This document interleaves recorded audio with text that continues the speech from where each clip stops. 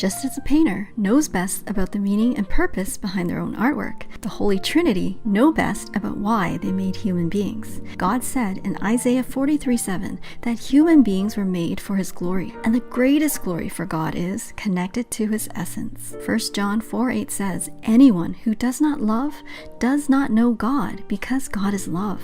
In fact, the entire 1 Corinthians chapter 13 teaches us that love is supreme. Anything done without love is meaningless. Therefore, God, who is overflowing with love, created human beings for the glory and purpose of love.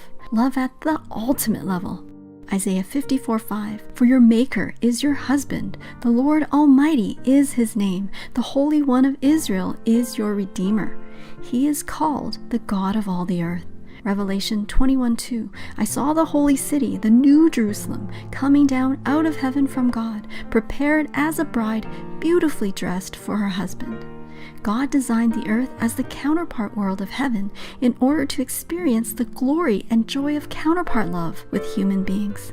Isaiah 62:5, "As a young man marries a young woman, so will your builder marry you. As a bridegroom rejoices over his bride, so will your God rejoice over you." And so the reason the Holy Trinity spent over 13.7 billion years to create the universe was to create the earth.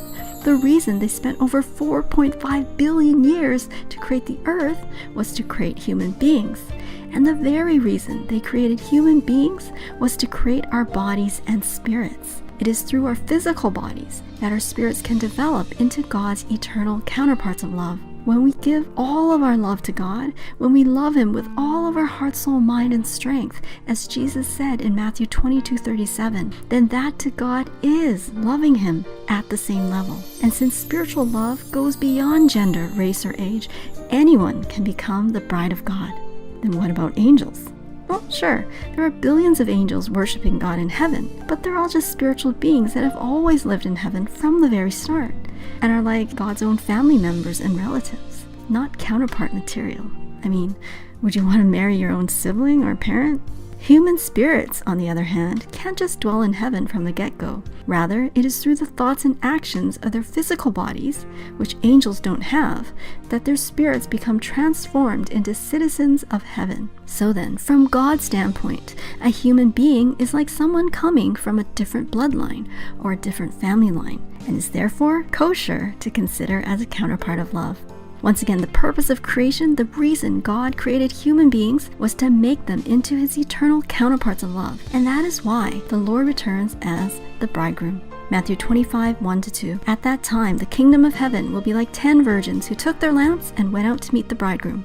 5 of them were foolish, and 5 were wise. The wise are those who are united with the Lord and live loving the Holy Trinity every single day by taking action upon the word of the times. Doing what our bridegroom wants is loving Him as His bride. So will you be foolish or will you be wise?"